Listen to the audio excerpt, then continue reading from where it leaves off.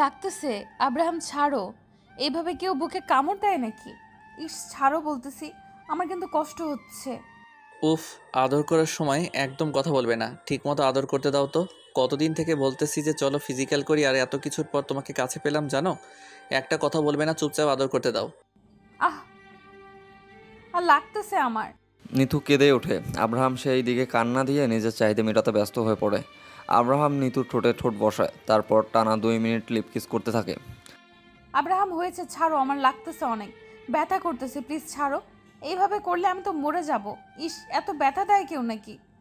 উফ ছাড়ো তো। আব্রাহাম কিছুটা রেগে গিয়ে নিতুর কোমর চেপে ধরে দাঁতে দাঁত চেপে বলে, একদম চুপ। প্রথমবার এমন কষ্ট হবেই। 10 মিনিটও হয় নাই আর ছেড়ে দিব, তাই না? আমার সাথে রেসপন্স করো, তাহলে ভালো লাগবে। এইভাবে চুপচাপ আছো, মজা পাবে নাকি? আমিও মজা পাবো না এমনভাবে থাকলে। একটু রেসপন্স করো জান, প্লিজ। আহ নিতু কিছুটা আওয়াজ করে চিল্লিয়ে ওঠে। আব্রাহাম হাতে বুক দিয়ে চাপ দেয়, নিতুর চোখে কিস করে, ঘাড়ে মুখ ডুবিয়ে দেয়। এতে নিতু ছটফট করতে থাকে। তারপর নিতুর ঠোঁটে কিস করতে করতে নাভিতে হাত দিয়ে স্লাইড করতে থাকে।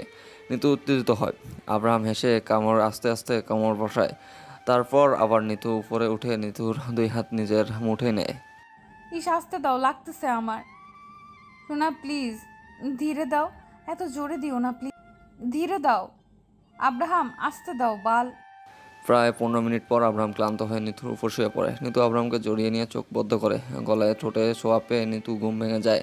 নিতু তাকিয়ে দেখে আব্রাহাম তার গলায় মুখ ডুবিয়ে দিয়ে আসে। নিতু ঘুম ভাঙছে দেখে ঠোঁটে ঠোঁট আবার কিস করে। মহারানী তাহলে ঘুম ভাঙছে? এত ক্লান্ত হয়ে গেছো যে সকাল 9টা বাজে ঘুম ভাঙার নাম নেই। কতবার ডাকলাম, চোখ মেলে তাকিয়েও দেখলে না।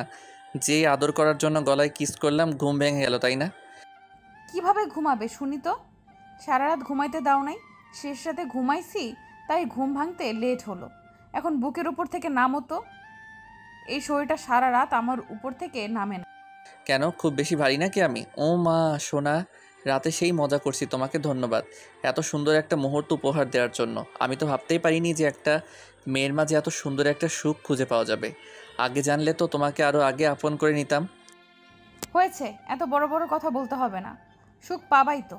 আমার এত কষ্ট হয়েছে জানো? আমার কত কষ্ট হয়েছে জানো? ইস এত জোরে কেউ করে নাকি? তোমার বোঝা দরকার, এটা প্রথমবার আমার কষ্ট হচ্ছে, তাও তোমার ছাড়ার কোনো নাম নাই। সরি সোনা, আমারও প্রথমবার, তাই অনেক এক্সাইটেড হয়ে গেছিলাম। জানো কত মজা পাইছি। ইস, মন চাচ্ছে আবারও তোমাকে একটু আদর করি, কিন্তু তোমার কষ্ট হবে, তাই থাক, অন্য একদিন। হ্যাঁ চলো, গোসল করতে হবে। আমার মেডিসিন নিয়ে আসছো তো নাকি? নয়তো বাচ্চা আসবে পেটে। তোমাকে বললাম অন্য প্রোটেকশন নিতে, কিন্তু তুমি বললে সেটা দিয়ে মজা হবে না। আব্রাহাম আর কিছু না বলে চুপচাপ নিতুর পুরো শরীরে কিস করতে থাকে। বুকে ঘাড়ে মুখে ডুবিয়ে দেয়। নিতু কেঁপে ওঠে।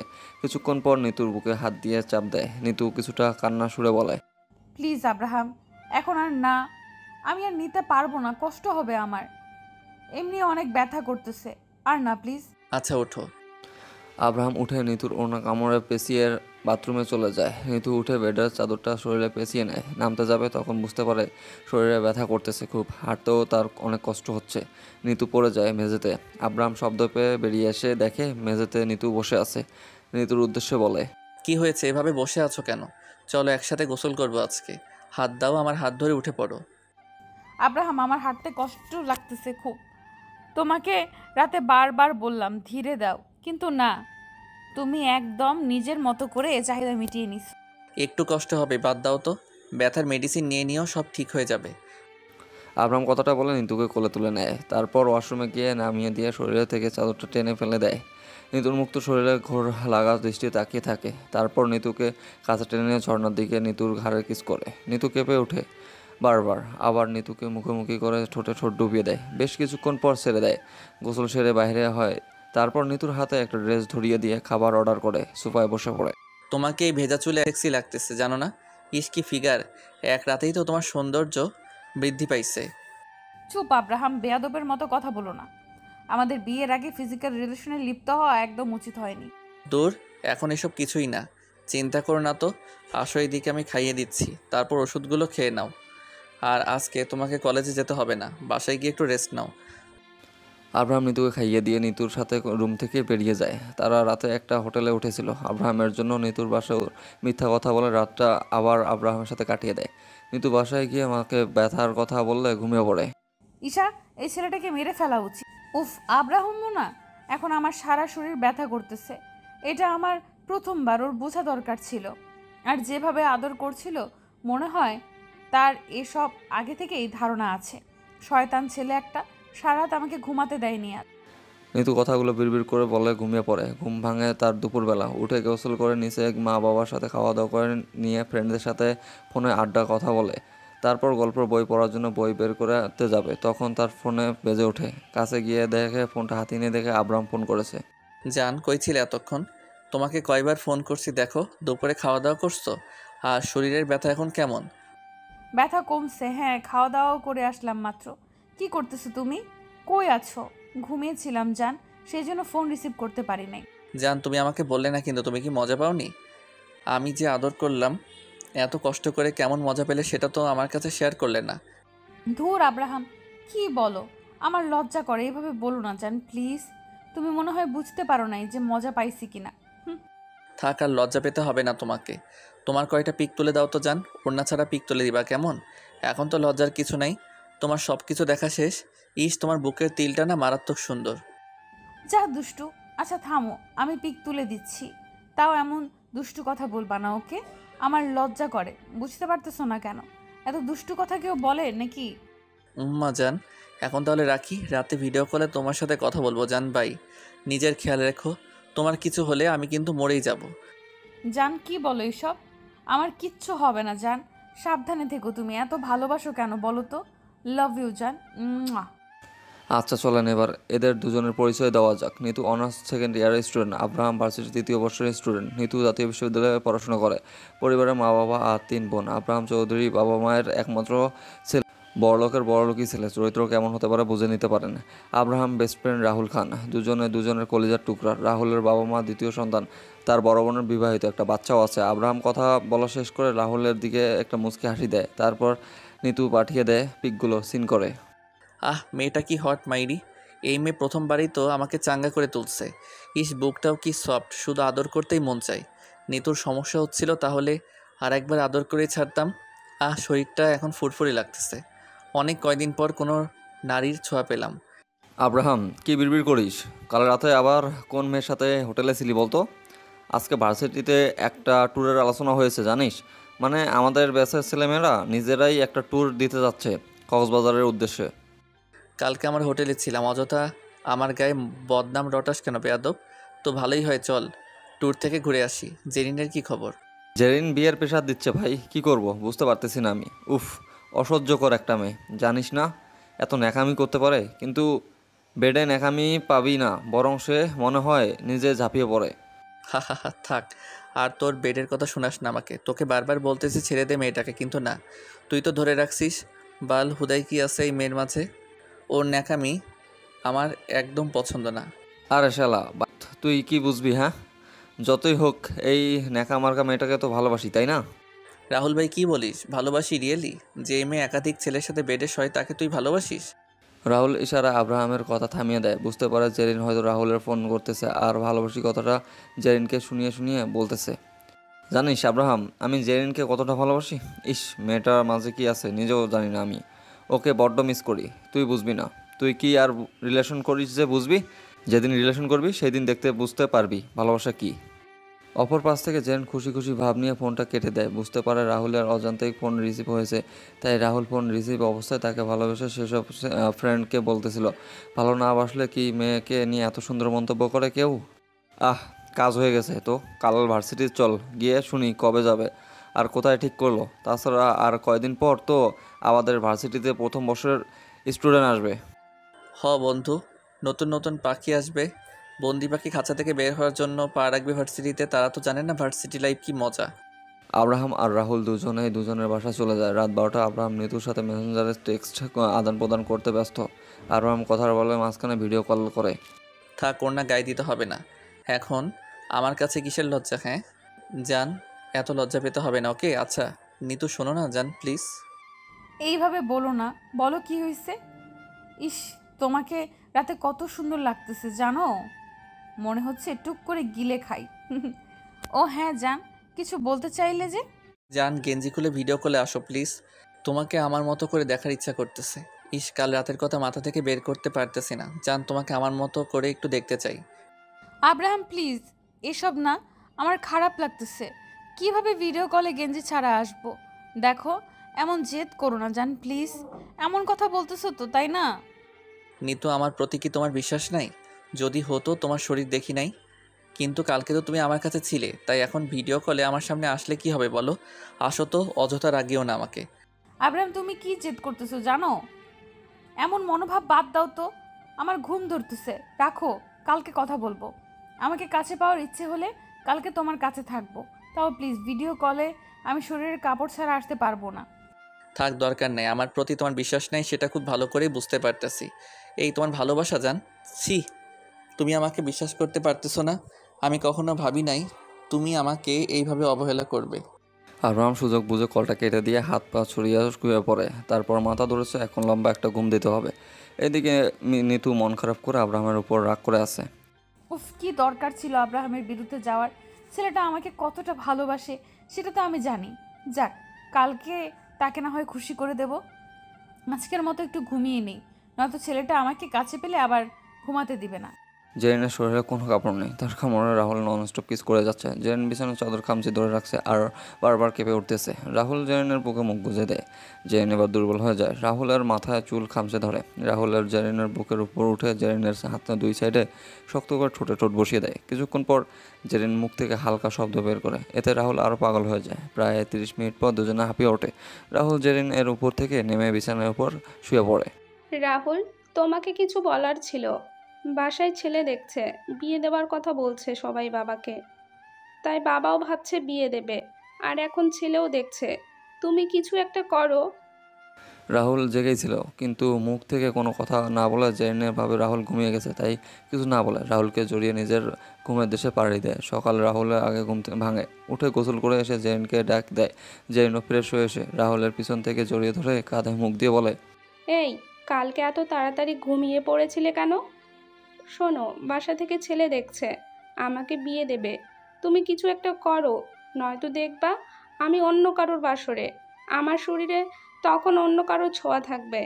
এখন কিসের বিয়ে? আর তোমাকে বিয়ে দিলে বিয়ে করে নাও, আমি এখন স্টুডেন্ট, এখন আমার দ্বারা বিয়ে করা সম্ভব না। যদি অপেক্ষা করতে পারো তাহলে ভালো, নয়তো বিয়ে করে নাও, যাও। কিন্তু রাহুল, আমরা একে অপরকে ভালোবাসি। তোমাকে ছাড়া আমি অন্য কাউকে বিয়ে করতে পারবো না। চলো না, তুমি বাসায় বাবাকে জানালে বাবা মেনে নিবে। আমরা সেম ক্লাসের তো কি হয়েছে? তোমার টাকা পয়সা আছে, বাবা এমনিতেই বিয়েতে রাজি হবে। কিন্তু তোমার বাবা মার সাথে আমার কোনো সাথ নেই জেরিন।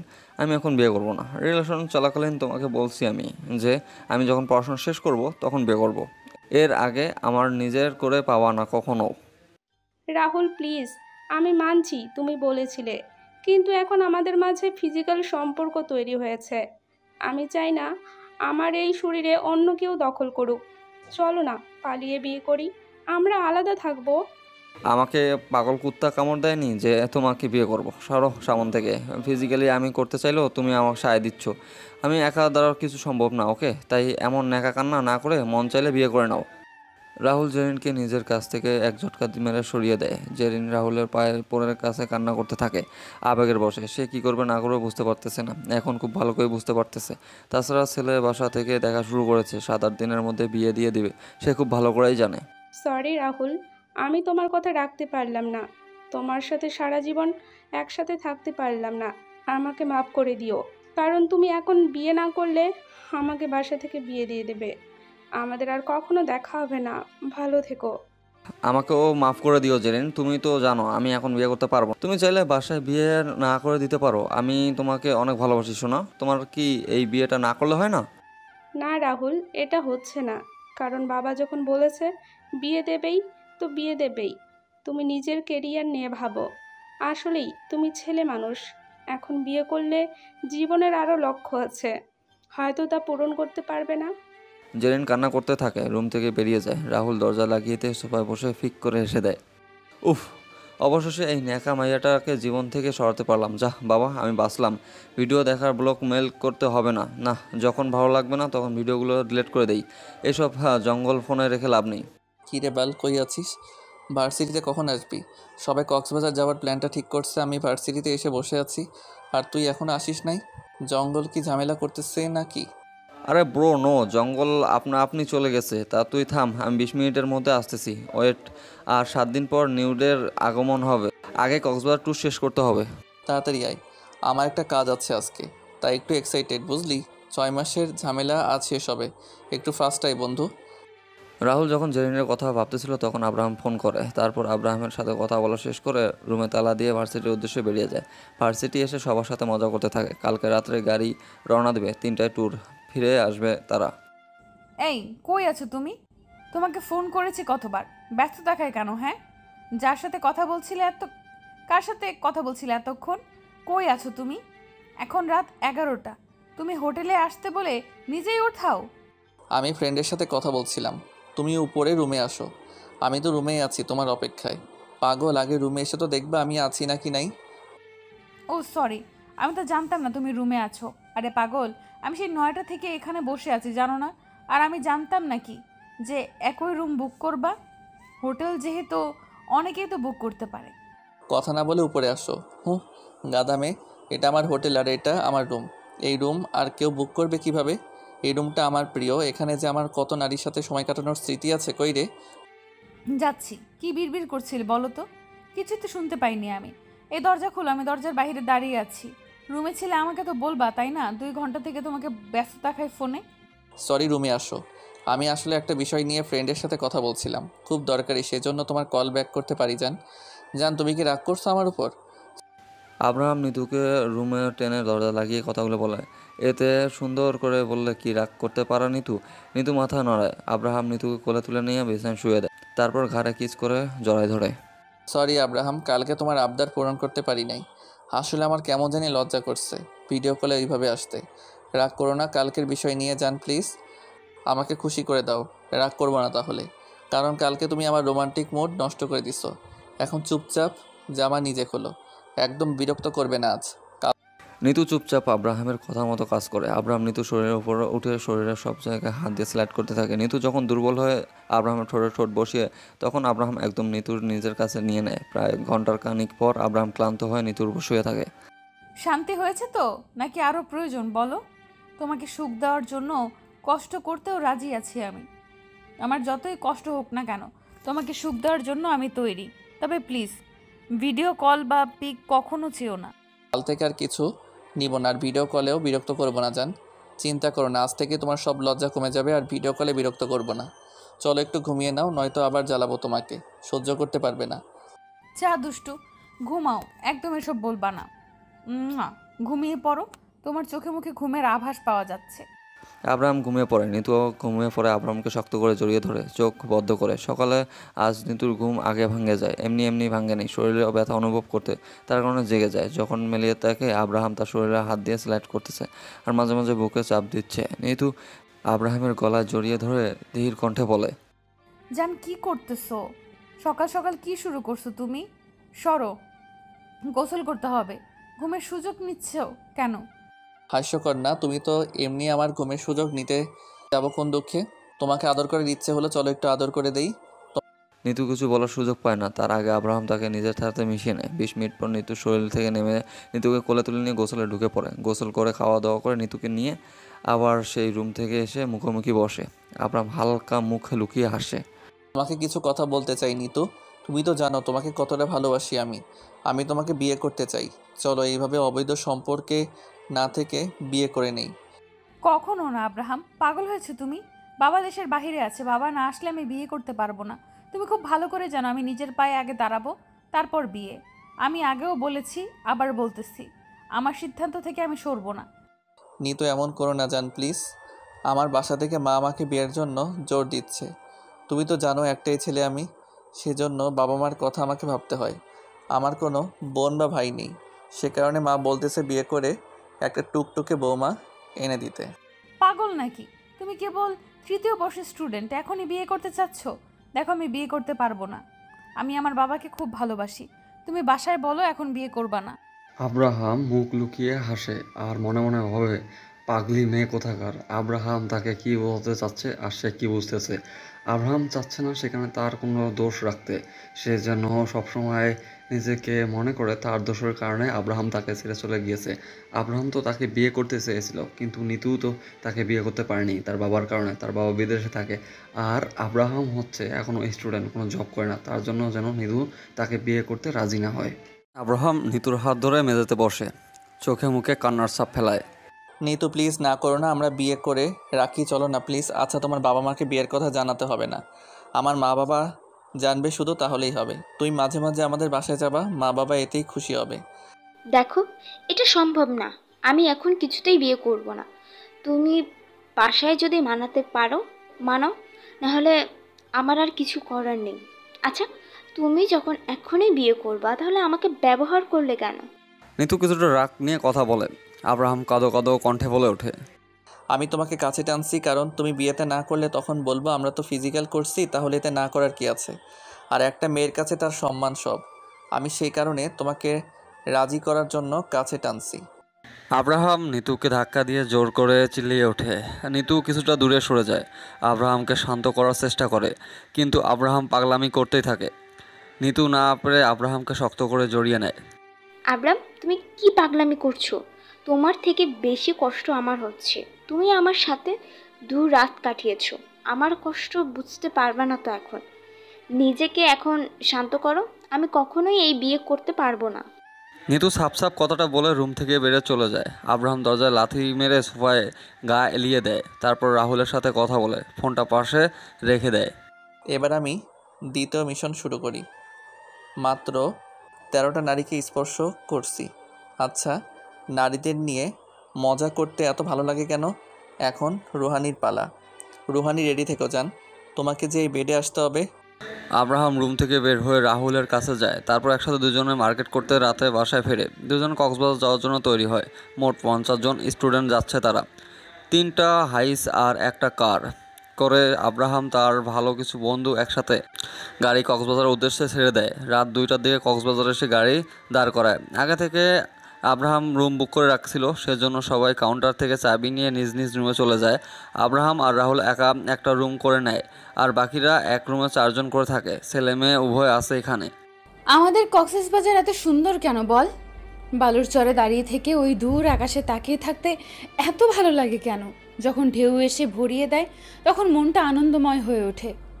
সৃষ্টিকর্তা যেন রূপসী বাংলার সব রূপ ঢেলে দিয়েছে বালুর আঁচলে। সূর্য স্নান কিংবা সমুদ্র স্নানে নিজেকে বিলীন করে দে নীলাভ প্রকৃতিতে। খোলা জিপে, স্পিড বোটে বা ঘোড়ায় চড়ে বেড়ানো, আর সমুদ্রের বালির বিছানায় দাঁড়িয়ে শামুক ঝিনুকের সাথে লুকোচুরি খেলতে খেলতে উপভোগ করা সূর্যাস্তের অনাবিল আনন্দ। হ্যাঁ, দেখ না কত সুন্দর আমাদের এই সমুদ্র সৈকত। ইস, ছোট থেকে এখানেই বেড়ে ওঠা, তাও যেন এটা দেখে মন ভরে না। রুহি, আমরা তো ঢাকা যাচ্ছি, তখন মিস করবি না? মিস করব না কেন? এই 3-4 দিনে আমার ভালো লাগার জায়গাগুলো একটু ঘুরিয়ে দেখব। কিছুক্ষণ পর হিমছড়ি যাব, রেডি থাকিস। উফ, ভাগ্য সাথে গাড়ি আছে, নয়তো এসব ঘুরতে ঘুরতে সব টাকা নষ্ট হয়ে যেত। রুহি সমুদ্রের বিচের পাশে যে দোকান আছে সেখানে যায়। সেখানে চা বিস্কিট হালকা পাতলা খাবার খেয়ে একটু হাঁটাচলা করার পর অনেকে প্রয়োজন হয়, সেই দোকানে গিয়ে সাইডে বসে পড়ে। দোকানদার তাদের এখানে তার বাবা মা আর বড় ভাই বসে। খুব নিম্ন পরিবারের মেয়ে সে। আজকে চুমকির বয়ফ্রেন্ড আসছে ঢাকা থেকে এখানে ঘুরতে, তাকে 13টা জায়গায় ঘুরে দেখাবে বলে ঠিক করে নেয়। তার মধ্যে প্রথম সমুদ্র সৈকত, বিচ এসব দেখাবে। দোকানে বসে বসে চা খাচ্ছিল, তখন একদল মানুষ এসে ওদের দোকানের সামনে দাঁড়ায়। তারপর অনেক খাবার অর্ডার করে। অদ্ভুতভাবে রুই হা করে তাকিয়ে দেখে কাহিনীগুলো। তার মানে হলো ছেলে মেয়েগুলো মাত্র বিচে আসলো, না ঘুরে চা বিস্কুট খাচ্ছে কেন? তার বাবা আর ভাই একা সামলাতে পারতেছিল না দেখে চুমকি আর নিজেও একটু হাত কাজে লাগাই দেয়। উফ, আমার কফি পাবো না নাকি? এদের যা ঢং, সকালে গিলেও নাকি এদের আবার এখানে দাঁড়িয়ে খাবার খেতে হবে। কফি পাওয়া যাবে না হয়তো আজকে। তাড়াতাড়ি তোরা কর, ঘুরবি কখন ভাই? সরি, আসলে আপনারা অনেকে, সেজন্য একটু হাতে দিতে দিতে সময় লাগতেছে। এই নেন আপনার কফি, আর দেরি হওয়ার জন্য সরি। কথাটা শুনে আব্রাহাম সামনে দাঁড়িয়ে থাকা মেয়েটার দিকে তাকায়। গায়ে একটা টপস জিন্স আর গলায় ওড়না ঝুলিয়ে দেওয়া। লাল রংটা যেন মেয়েটাকে আরও সৌন্দর্য বৃদ্ধি করে দিয়েছে। রিহু ছেলেটা খুঁটি দেখতে থাকে, খোসা খোসা দাড়ি যেন মারাত্মক লাগতেছিল। ইস, কি কিউট পোলাটা। থুতনিতে যায় তিলটা সেটা যেন তাকে ভয়ঙ্কর সুন্দর লাগতেছে। চুলগুলো বাতাসে উড়ে উড়ে মুখে পড়তেছে। আচ্ছা, ওনার কি এইসব কাণ্ডে বিরক্ত লাগতেছে না? আচ্ছা, ছেলেদের এত সুন্দর হতে হবে কেন? আব্রাহাম যখন রুহির হাত থেকে কফির মগ নেয় তখন তার ধ্যান ভাঙে। আব্রাহাম কফি খাওয়ার ফাঁকে ফাঁকে রুহি পর্যবেক্ষণ করলো। মেয়েটাকে এক দেখাতেই তার মন চুরি করেছে। মন নাকি রুহির সৌন্দর্যতে আব্রাহামের আবদ্ধ। কোনটা? আব্রাহাম কফি শেষ করে সবার সামনে বিল দিয়ে একটা মনে মেয়েটার সামনে দাঁড়ায়। আচ্ছা, আমরা এখানে ঘুরতে আসছি কিন্তু তেমন কিছু চিনি না। এখানে স্থানীয় জায়গাগুলো ঘুরিয়ে দেখাবে এমন কেউ আছে? টাকা দিব, এ তো সমস্যা নাই। আপনি মনে হয় জায়গা ভালোভাবে চিনেন, একটু ঘুরিয়ে দেখাবেন? রুহি চুমকির দিকে তাকায়, তারপর মুখ টিপে হেসে রাজি হয়। একদিকে টাকা ও পাবে, আবার অন্যদিকে চুমকির বয়ফ্রেন্ডও আছে, তাকেও জায়গাগুলো ঘুরিয়ে দেখাতে পারবে। এক ঢিলে দুই পাখি মারা যাবে। আচ্ছা, তাহলে চলেন। তবে আমি আপনাকে বেশ কিছু জায়গা দেখাবো, তার জন্য প্রায় 3 দিন সময় লাগবে। আজকে থেকেই শুরু আর কি। আপনি 3 দিন সময় দিয়ে সব জায়গা ঘুরতে পারবেন? অনেক খরচের ব্যাপার কিন্তু। আমাদের দেখে কি আপনার ফকির মনে হচ্ছে? টাকা নিয়ে চিন্তা করতে হবে না। আসলে আমরা 3 দিনের জন্যই আসছি। তো আপনি এই সময়ের মধ্যে যা পারেন তা যদি দেখান তাতেই হবে। এই 3 দিনে 5,000 দিব, চলবে? 5,000? কেন, কম হয়ে গেল কি? ওকে, তাহলে কত নেবেন আপনি বলেন। আচ্ছা, যতই নেন আমরা ঘুরে দেখব, সমস্যা নেই। আরে না, এত টাকা তাই ভরকে গেছিলাম। আমি এতেই রাজি, সমস্যা নেই। তাহলে চলেন আগে আপনাদের বিচ ঘুরিয়ে দেখাই, তারপর আপনাদের হিমছড়ি নিয়ে যাবে, সমস্যা নাই। হিমছড়ির বর্ণনা যদি দিতেন ভালো হতো। হিমছড়ি কক্সবাজার হতে প্রায় 10 কিলোমিটার দক্ষিণে প্রাকৃতিক সৌন্দর্যের লীলাভূমি হিমছড়ি। হিমছড়ি যাওয়ার পথে বেশ কয়েকটি প্রাকৃতিক ঝর্ণা রয়েছে। কক্সবাজার শহর হতে মেরিন ড্রাইভ সড়কে সমুদ্র আর পাহাড়ের মধ্য দিয়ে প্রাণচঞ্চলতার জিপে কিংবা প্রাইভেট গাড়িতে অনায়াসে বেরিয়ে আসুন ঝর্ণাধারা প্রবাহমান হিমছড়ি। সেখানে কক্সবাজার দক্ষিণ বন বিভাগের উদ্যোগে একটি পিকনিক স্পট তৈরি করা হয়েছে। প্রতিদিন হাজার হাজার পর্যটক সেখানে ভ্রমণ করে সাগর ও পাহাড়ের দৃশ্য উপভোগ করতে পারে। আচ্ছা, আমরা যদি মাঝপথে গাড়ি থেকে নেমে ঝর্ণাগুলোতে যাই তাহলে কি সমস্যা হবে? তারপর পিকনিক স্পটে গিয়ে যদি একটু সময় কাটাই তাহলে সমস্যা হবে কি? না, আর ঝর্ণা দেখা মিস করবেন কেন? সেখানে ছবি তোলা, ঝর্ণাতে গোসল, কত একটা অন্যরকম মজা। আপনারা সাথে জামা কাপড় রাখেন, এতে করে কাজে আসবে। আচ্ছা, তাহলে আমরা বিচ করে খাওয়া দাওয়া করে হিমছড়ির উদ্দেশ্যে বেরিয়ে পড়ি, কি বলেন? হুম। বিচে প্রায় 1 ঘন্টা সময় কাটে, সবাই খাওয়া দাওয়া করে নেয়। তারপর হোটেল থেকে জামা কাপড় এসে সবাই গাড়িতে বসে। রুহি ও তার দরকারি যাবতীয় জিনিস নিয়ে সবার সামনে গাড়িতে নিয়ে যায়। তাদের গাড়ির চুমকির বয়ফ্রেন্ড আব্রাহাম, রুহি আর রাহুল আছে। গাড়ি চলতে শুরু করে হিমছড়ির উদ্দেশ্যে। রুহি দেখ, ভাইয়াটা তোকে না ঠিক কখন থেকে দেখতেছে। উনি কি কোনোভাবে তোর প্রেমে পড়লো নাকি? দেখ না, ঘুরতে দেখার সাথে আবার তোর কাছেই অফার করলো। আমার না ছেলেটার মনোভাব ভালো লাগতেছে না। দূর, হুদাই এসব ভাবিস না তো বোন। কয়েকদিন পর ভার্সিটিতে পা রাখবো, টাকা লাগবো। এখন টাকা পাবো এটাই ভালো। আর তোর বিএফও সেই সুযোগে সব ঘুরে দেখতে পাবে। চিল্লাস না। এই মেয়ে এতক্ষণ থেকে একসাথে আছে, আপনার নামটাই তো জানা হলো না। নাম কি আপনার? আমার নাম রুহি। ওর আমার বেস্টু, একমাত্র কলিজার টুকরা চুমকি। আরে ইনি আমার জানের জিগার দোস্ত, এর একমাত্র বিএফ। আচ্ছা, আপনার নাম কি? বাসা কই? কোন ক্লাসে পড়েন? একসাথে এত কিছু? আমি আব্রাহাম, ঢাকা ভার্সিটিতে 3য় বর্ষের স্টুডেন্ট। আপনি কোন ক্লাসে? কি, এবার আমি আর চুমকিও এই ভার্সিটিতে চান্স পাইছি। বাহ, ভালোই হলো, পরিচয় হয়ে নেই, পরে কাজে লাগবে। মেয়ে, তোমার কাজে না লাগলেও আমার যে তোমাকে লাগবে। তুমি হয়তো জানো না তুমি কত বড় ভুল করে ফেলছো। আমি যে তোমাতে আসক্ত হয়ে পড়লাম, তোমাকে আমার হতে হবে, তবে আপন না, বেড পার্টনার। কিছু বিড়বিড় করতেছেন? না তো। এখানকার সব থেকে বড় ঝর্ণা যেখানে সেখানে রুহি গাড়িটা দাঁড় করাইলো। সবাই এক এক করে গাড়ি থেকে নেমে রুহির সাথে নিচে নামতে লাগলো। ঝর্ণা দেখে রুহি ইশারা নিচে নামতে বললো। নিচে নেমে দৌড়ে ঝর্ণার কাছে গিয়ে ঘুরতে থাকে। চুমকি ওর কাণ্ডে ফটাফট কয়েকটা পিক তুলে নিল। আব্রাহাম সেই দিকে তাকিয়ে আছে মনোযোগ দিয়ে। মেয়েটা বাচ্চামো স্বভাবের। এই মেয়েগুলোকে তো খুব সহজে কাউকে ভালোবাসে ফেলে, তারপর তারা অন্য কাউকে জায়গা দিতে পারেনি। নাইক্ষ্যংছড়ি লেক ও ঝুলন্ত ব্রিজ, এটি প্রাকৃতিক জলাশয়। পাহাড়ের পাদদেশে প্রাকৃতিক সৌন্দর্যের অপরূপ সমাহার। পর্যটকদের আকৃষ্ট করার মতো দর্শনীয় স্থান। এখানে রয়েছে একটি ঝুলন্ত ব্রিজ, এর উপর দিয়ে লেকের এপার ওপার যাওয়া যায়। কক্সবাজার শহর হতে সরাসরি গাড়ি যোগে নাইক্ষ্যংছড়ি যাওয়া যায় এবং দিনে দিনে ঘুরে আসা যায়। কক্সবাজার থেকে নাইক্ষ্যংছড়ি উপজেলার দূরত্ব 28 কিলোমিটার। তবে এবার এখান থেকে ঘুরে আসি, চলেন এবার এখান থেকে ঘুরে আসি সবাই। আগে দুপুরের খাওয়া দাওয়া করে নিই। জায়গাগুলো যতটা না সুন্দর তার থেকে সুন্দর আপনার বর্ণনা দেওয়ার ধরন। ইস, মন চায় এইভাবে বর্ণনা শুনতে থাকি সারা জীবন। মন চাচ্ছে বারবার এখানে সেখানে যাই আর সাথে আপনাকেও রাখি। রাহুল জোরে হেসে দেয়। সবাই রাহুলের দিকে তাকালে মুখে হাত দেয়। সে তো জানে আব্রাহাম রুহিকে ইমপ্রেস করার জন্য শুরু করে দিছে, আর এটাও বুঝে যায় মেয়েটা সহজে আব্রাহামের ফাঁদে পা দিবে, কারণ মেয়েটা সামান্য একটা কথা শুনে লজ্জা পায়। সবাই খাবার খেয়ে লাইপাংছড়ি লেক ও ঝুলন্ত ব্রিজের উদ্দেশ্যে ছেড়ে দেয় গাড়ি। সেখানে এসে গাড়ি থামে বিকাল 5টার দিকে। কিছুক্ষণ ঘোরাঘুরি করে সবাই আবার হোটেলে ফিরে যায়, আর রুহি তাদের বাসায় হোটেলে ফিরে যাওয়ার খাওয়া দাওয়া করে 11টার দিকে ঘুমাতে যায়। আমি কিছু জানি না রোহানি, আজকে তুমি আমার রুমে থাকবে ব্যাস। যার কারণে তোমাকে আলাদা রুম বুক করতে বলছিলাম, ভুলে যেও না, ওকে? তাই যাও, বেডে শুয়ে পড়ো, আমি দরজা লাগিয়ে দিয়ে আসতেছি। আব্রাহামকেও বুঝতে পারলে কি হবে, একবার বোঝার চেষ্টা করো জান প্লিজ। এখানে এসে তুমি আমার সাথে বেড শেয়ার করার জন্য উঠে পড়ে লাগছো। আমার কিন্তু ভয় করতেছে, যদি কেউ বুঝতে পারে কেমন হবে বলো। এসব চিন্তা তোমাকে করতে হবে না, কেউ কিছু বুঝতে পারবে না। আসো তো, এই মেডিসিনটা খেয়ে নাও, আমি ওয়াশরুম থেকে আসতেছি। আব্রাহাম ওয়াশরুম থেকে এসে দেখে রুহানি ব্যালকনিতে দাঁড়িয়ে আছে। সে ওই দিকে গিয়ে রুহানির পিছন থেকে জড়ায় নেয়। রুহানি ছাড়ানোর চেষ্টা না করে আব্রাহামের দিকে ঘুরে ওর বুকে মাথা রাখে। আব্রাহাম রুহানির গলায় কয়েকটা কিস করে নাকে নাক ঘষায়, তারপর কোলে নিয়ে বিছানায় শুয়ে দেয়। আব্রাহাম, কোনো সমস্যা হবে না তো? দেখো, যদি ঝামেলা করো তাহলে কিন্তু ভালো হবে না, বলে দিলাম। আমার কিন্তু এখন বিয়ের আগে এসব ইন্টারেস্ট নাই। একটা বার আমার সাথে থাকো, এমনি ভালো লাগবে। উফ, কথা বলো না তো, আদর করতে দাও।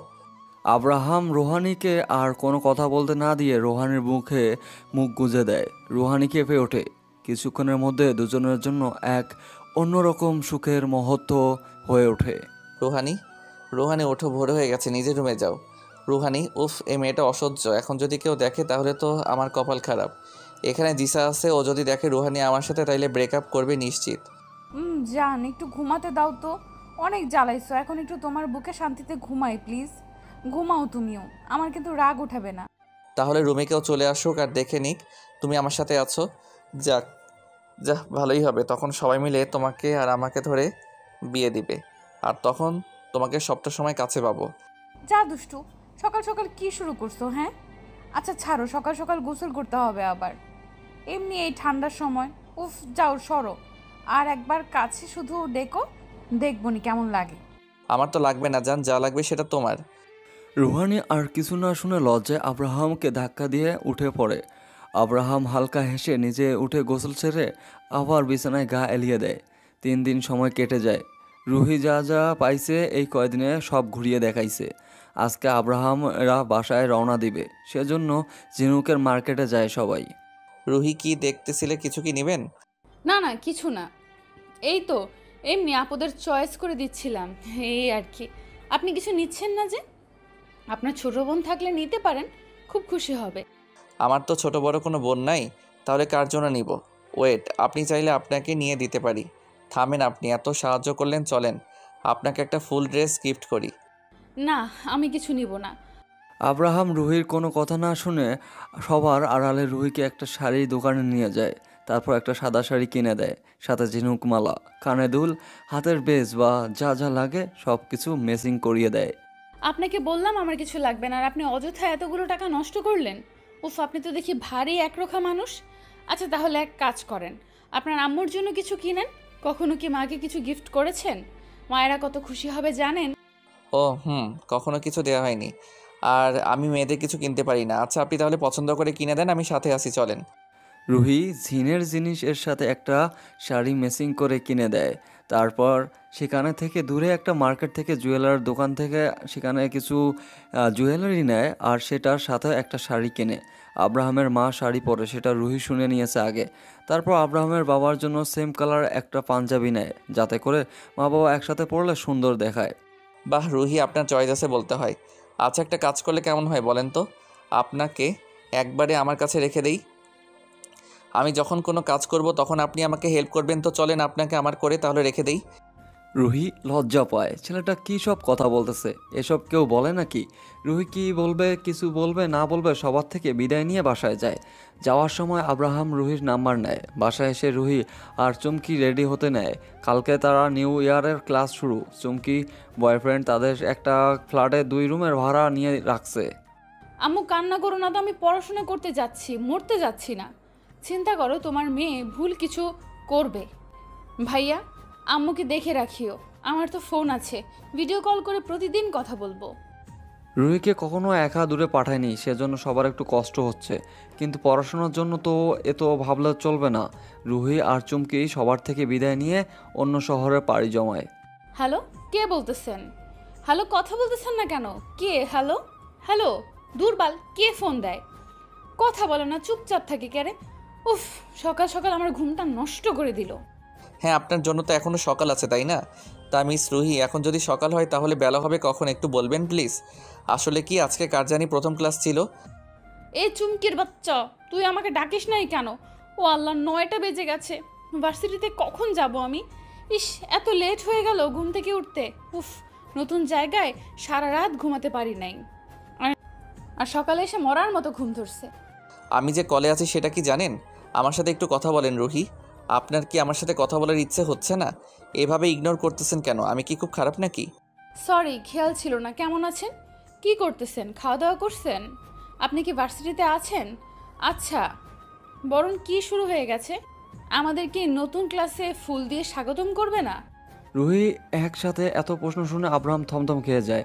এক সময় এত প্রশ্ন কেউ করে? আর মেয়েটা মনে হয় নতুন ক্লাস নিয়ে অতিরিক্ত এক্সাইটেড। বেশ কিছুক্ষণ আব্রাহাম চুপ থাকে। আব্রাহাম কথা না বলে দেখে রুহি ওইভাবে ফোন রেখে ফ্রেশ হয়ে চুমকির সাথে খাবার খেতে বসে। প্রায় আধা ঘন্টা পর এসে দেখে এখনও আব্রাহাম কলে আছে। রুহি ঠোঁট বাঁকিয়ে হাসে, তারপর ফোনটা কানে ধরে বলে, কেন? এক অবাক হওয়া পাখি হয়তো এত কথা শুনে এখনো অবাক হয়ে আছে আমার পানে।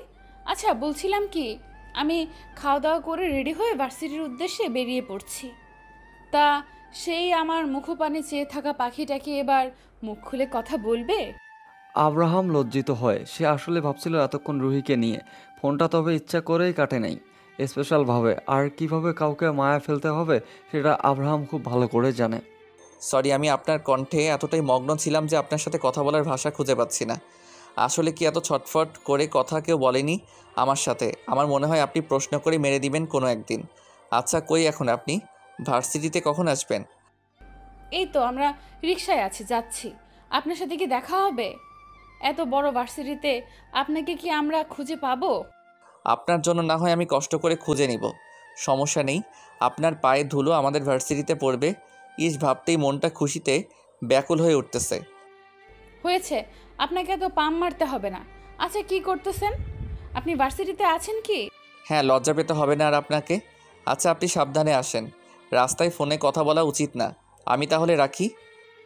আব্রাহাম ফোন কেটে দেয়। তারপর রাহুল আরও হাসিতে মেতে ওঠে। তবে রাহুলের মন খারাপ আজ। সে একজন সত্যি ভালোবেসেছিল, ভাবতেছে সব ছেড়ে তাকে নিয়ে বাকিটা জীবন কাটাবে। আর সেই মেয়েটা তার থেকে সত্যি বলে দিয়েছে। মেয়ে নিয়ে মজা ফুর্তি যা করেছে সব কিছুই। মেয়েটা রাহুলকে ভালোবাসতো, তাই সব মাফ করে দিয়ে রিলেশনে রয়ে গেল। তাহলে আপনার পায়ের ধুলো আমাদের কলেজে পড়লো। এই নেন, আপনি ফুলের জন্য মন খারাপ করে আছেন, বেশি ফুল পান নাই, সেজন্য আপনাকে দেওয়ার জন্য স্পেশালভাবে এতগুলো ফুল জোগাড় করলাম আমি। আপনি এতক্ষণ কই ছিলেন? একটা ক্লাস করলাম, আপনার দেখা পেলাম না। আপনি দেখি এখন একটু স্পেশাল হয়ে যাচ্ছেন আমার কাছে।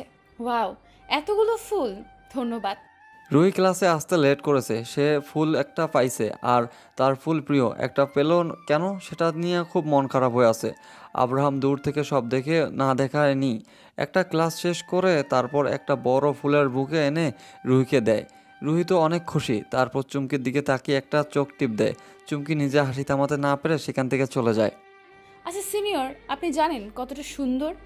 আপনার থুতনিতে থাকা তিলটা না খুব আকর্ষণ করে সবাইকে। ইস, আপনি মেকআপ করে তিলটা লুকিয়ে রাখেন তো, না হয় দেখতেন আপনার তিলটাতে কেউ কলঙ্কের দাগ লাগিয়ে দিবে। ইস, তাই বুঝি? তা সবার আকর্ষণ নাকি আপনাকে আকর্ষণ করে শুধু কোনটা? এই যে দেখেন, আরও একটা তিল আছে কপালে, তবে সেটা চুল দিয়ে লুকিয়ে রাখি আমি সব সময়। আপনি চাইলে বুদ্ধি করে দেখতে পারেন। রুহি মুখ বাঁকিয়ে হাসে, তারপর কিছু উঁচু হয়ে আব্রাহামের কপালে ফু দিয়ে ফুলগুলো উড়িয়ে দেয়। আব্রাহামের মায়াভরা চোখে রুহি দেখে রুহির ঠোঁটে হাসি লেগে আছে। ওই সিনিয়র, আপনি জানেন না আপনার এই তিলটা তো আরও আকর্ষণজনক। ইস, এই তিলে যদি কলঙ্কের দাগ লাগাতে পারতাম তাহলে নিজেকে পৃথিবীর সব থেকে সুখী মনে করতাম। এই আপনি আমাকে সিনিয়র বলতেছেন কেন? ভাইয়া বা নাম ধরেও তো সম্বোধন করতে পারেন। আর লাগান না কলঙ্কের দাগ। আপনার কলঙ্কের জন্য না হয় আমি প্রস্তুত। না, অন্য একদিন যখন দেখব সেটা দেওয়ার মতো যোগ্যতা আমার হয়েছে। আর রইল সিনিয়র বলা, আপনি আমার সিনিয়র, তাই সিনিয়র বলে ডাকি। ভাইয়া বলে সম্বোধন করতে আমার কেমন জানি লাগতেছে। এই মেয়ে কি এত তাড়াতাড়ি আমার প্রেমে পড়ে গেল? বাচ্চা স্বভাবের যে। ইস, খুব সহজে একে তো বেডে আনা যাবে। তাছাড়া কেন জানি এই মেয়েটার মাঝে আমি নিজেকে হারিয়ে ফেলতেছি। এই, আপনি কি বিড়বিড় করতেছেন? চলেন, চুমকি দূরে দাঁড়িয়ে আছে, ওর কাছে যাই। এরপর তো আবার একটা ক্লাস করতে হবে। আপনার সাথে কথা বলতে বলতে একটা ক্লাস মিস হয়ে গেল। আমার জন্য তো সমস্যা নেই, আপনার পর আমি বুঝিয়ে দিব। আচ্ছা আপনি যান, আমার ফ্রেন্ডরা ওয়েট করতেছে, তাদের কাছে যাই। নয়তো ভাববে এতক্ষণ কোন মেয়ের সাথে টাঙ্কি মারতেছি। আব্রাহাম কথাটা বলে চলে যায় সেখান থেকে। দূর থেকে একজন এসব কাণ্ড দেখে প্রচুর রেগে যায় রুহির উপর। সে রাগ করে সেখান থেকে জায়গা ত্যাগ করে। রুহি আর চুমকি সব ক্লাস শেষ করে বাসায় যাওয়ার জন্য রাস্তায় দাঁড়িয়ে থাকে। রিক্সা আসায় চুমকি তাড়াতাড়ি এগিয়ে যায়। তখন পিছন থেকে একজন চিল্লিয়ে ওঠে, চুমকির মতো চুমকি দিয়ে বিজলির মতো কে গেল রে? ওই তো কমিসুদ্দিনের বেটি। আশেপাশে যারা ছিল সবাই তারা খিলখিল করে হেসে ওঠে। চুমকি একটু তাড়াতাড়ি হাঁটতেছে আর ওইটা নিয়ে আব্রাহাম মজা করে কথাটা বলে। আর তার উত্তরে রুহি মিলিয়ে পরে কথাটা বলে। এতে সবাই হাসতে হাসতে মাটিতে গড়াগড়ি খাওয়ানোর মতো অবস্থা। রুহি আর আব্রাহাম নিজেও হাসতে থাকে। চুমকি রাগ করে একাই রিক্সা ধরে বাসায় যায়। রুহি রিক্সার পিছনে দৌড় দেয়, কিন্তু লাভ হয় না। চলেন আমি আপনাকে রেখে আসি। আপনার ফ্রেন্ড তো রাগ করে চলে গেল। আপনি বরং আমার বাইকে চড়েন, আমি আপনাকে বাসায় দিয়ে আসবো। আপনার বাসা যেখানে, সেখান থেকে আমার বাসা আর একটু সামনে। না, ঠিক আছে, আপনি যান, আমি একা যেতে পারবো সিনিয়র। আপনাকে আমার জন্য চিন্তা করতে হবে না, আমি রিক্সা ধরে যেতে পারবো। রুহি ওঠো, আব্রাহাম তোমাকে নেমে দিয়ে আসুক, সমস্যা কি? আজকে প্রথম পরিচয় না আমাদের, উঠে পড়ো। আমরা তো আগে থেকেই পরিচিত, তাই না? তাহলে তুমি ভয় পাচ্ছ কেন? না ভাইয়া, ভয় পাবো কেন? আপনারা কষ্ট করতে যাবেন কেন? আমি তো শুধু সেটাই বলছিলাম। তাছাড়া রিক্সা যাওয়া আসা করতেছে, তাই আমার যেতে সমস্যা হবে না। আরে পাগল মেয়ে, তোমরা যে বাসায় উঠেছো সেখান থেকে আমারও 10 মিনিট গেলে আমাদের বাসা। তো তোমাকে নেমে দিয়ে আমরা যেতে পারবো, তাই না? তোমাকে বলতেছি, আব্রাহাম স্যারও তো হয়তো আমাদের পছন্দ করে নাই। রাহুলের কথাটাতে কাজ করে। রুহি আব্রাহামের বাইকে উঠে পড়ে। রুহি সেখানে থাকে, সেখানে কার বাসার ঠিকানা দেয়। আব্রাহাম রুহির বলা কথা অনুযায়ী গিয়ে নামিয়ে দিয়ে টাটা বলে সেখান থেকে চলে আসে। এসে দেখে চুমকি দরজা দাঁড়িয়ে আছে, চাবি তো রুহির কাছে। দরজা খুলবে কীভাবে? আমাকে রেখে আসলি কেন? এখন কেমন লাগে? মজা লাগে দাঁড়িয়ে থাকতে? রাগ করে তো খুব একা একা আসলি। যা, এখন দরজা খুলে ভেতরে যা, আমি চাবি দিব না তোকে। তুই কেমনে যাবি, যা। আমি মোটেই দেরি করি নাই, মানে এখানে দাঁড়িয়ে নেই, মাত্র আসলাম। আর তুই বাইকে আসলি, তাই তোর সময় লাগেনি গাধি। দরজা খোল আর ভিতরে ঢুকতে দে, গোসল করে ঘুমাবো, আমার ঘুম পাচ্ছে। আচ্ছা, রান্না করা আছে না? আমার ক্ষুধা লাগতেছে, আগে পেট ভরে খাই, তারপর বাকি কাজ আমার। তুই ঘুমাবি না মরবি সেটা তোর কাজ, আমার সেটা নিয়ে ভাবলে চলবে না। হুমকির কম তো চুমকি দিয়ে বিজলির মতো কে গেল রে? চুমকি সেই হয়েছিল তখন দোস্ত। উফ, যা মজা লাগছে মাইরি, সব বোঝাতে পারবো না। সবাই তো হাসতে হাসতে গড়াগড়ি খাওয়ার মতো হয়েছিল। তুই না আসলে তুইও দেখতে পারতিস। চুমকি আর কোনো রেসপন্স পায় না রুহির। ওর ব্যাগ রেখে ওইভাবে বিছানায় গা এলিয়ে দিয়েছে। তার ঘুম পাইছে মোট কথা। এখন আকাশ পাতাল তফাৎ হয়ে গেলেও সে ঘুমাবে, কেউ তাকে আটকাতে পারবে না। সিনিয়র, কি করতেছেন? দুপুরে খাওয়া দাওয়া করেছেন? আর আপনার ফ্রেন্ড কি তখন কার জন্য রাগ করছে? আসলে এমনি কথাটা তখন বলছিলাম, আপনি আবার পরের লাইনটা বলে আরও একটু মজা বানাই ফেলছেন। আরে সেসব নিয়ে ভাববেন না, ও ঘুমাইছে, ঘুম পাগলি একটা। আমি তো বসে বসে গল্প পড়তেছি। আপনি কি করতেছেন? খাওয়া দাওয়া করছেন? আপনাকে যে ফোন করলাম এতে আপনি কি আমার উপর রাগ করছেন? আসলে তখন চুমকির কারণটা নিয়ে খারাপ লাগছিল, সে কারণে ফোন করলাম আর কি। সরি, ভুল করলে মাফ করবেন। আরে কিছু মনে করি নাই সিনিয়র। আচ্ছা, আপনি তো বললেন না আপনার বাবা মায়ের জন্য যে জিনিস কিনে আনলেন, তারা খুশি হননি? খুশি হয়েছি। আর আম্মু তো কান্না করে দিছে। কখনো এমন কিছু গিফট করি নাই তো সেজন্য। আপনাকে আবারও ধন্যবাদ। আপনার জন্য আমি বাবা মায়ের হাসি মুখ দেখতে পেলাম। ওনারা খুব খুশি হয়েছে আমার থেকে গিফট পেয়ে। আমি তো আপনাকে বলছিলাম যে ওনারা খুশি হবে। যাক, ভালোই হয়েছে। রাতে খাইছেন? আর কই আছেন? এত শব্দ আসতেছে কিসের? আব্রাহাম ভরকে যায়, সে বাইরে আসে, কিন্তু কোনো শব্দ হচ্ছে না তো। গাড়ি চলাচলের শব্দও পাওয়ার কথা না, মেয়েরা কিভাবে শব্দ পাবে? শব্দ পাচ্ছেন আপনি? আমি তো রুমে আছি, শব্দ পাওয়ার কথা না তো। যাই হোক, রাখি। কাল বেঁচে থাকলে কথা হবে। আর ভার্সিটিতে তো আসবেন, তাই না? হুম। রুহি ফোনটা কেটে দিয়ে একজনের সাথে বেশ কিছুক্ষণ কথা বলে, তারপর রাতে ডিনার করে পড়তে বসে। সব কিছুর ঊর্ধ্বে পড়াশোনা, তাই এটাকে অবহেলা করা যাবে না। আইন নিয়ে পড়াশোনা, সব কিছুই একটু ভালোভাবে নজর রাখতে হবে তাকে। তোর কি মনে হয় আব্রাহাম, মেয়েটা তোর প্রেমে পড়বে? আচ্ছা আব্রাহাম, তোকে একটা কথা বলি, তবে রাগ দেখাতে পাবি না, আগেই বলে রাখলাম। বলো। আমি কুলসুমকে সত্যি ভালোবেসে ফেলেছি রে। ওকে ছাড়া ভালো লাগতেছে না কিছু। জানি ওর সাথে রিলেশন থাকাকালীন অন্য মেয়ের সাথে মিশেছি, কিন্তু এখন ওকে ছাড়া সত্যি আমি অচল। তাহলে ভালো রাগ করব কেন? তুই সব কিছু ছেড়ে একজনকে নিয়ে থাকতে পারলে তো আমি খুশি। তাছাড়া তুই তো মাত্র 2টা রিলেশন করছিস, যদিও একটার সাথে অন্যরকম রিলেশনে ছিলিস। যাই হোক, কুলসুমকে নিয়ে হ্যাপি হ। হ্যাঁ, আমার সব কথা ওকে বলেছি, তাও আমাকে মেনে নিয়েছে। যাই হোক, তোরে ওই এটা বলতে চাইছিলাম, আর মেয়েদের সাথে এত খেলা করিস না। মেয়েগুলো তো ইচ্ছা করে তোর কাছে আসে না, ওদের জীবন নষ্ট করে লাভ কি বল? আমি যাদের কাছে টানছি তারা কেউ ভালো না, জানিস? ওরা 2-1টা রিলেশন ঠিকই করেছে, ছেলেদের ধোকা দিছে, সব খোঁজ রাখছি আমি।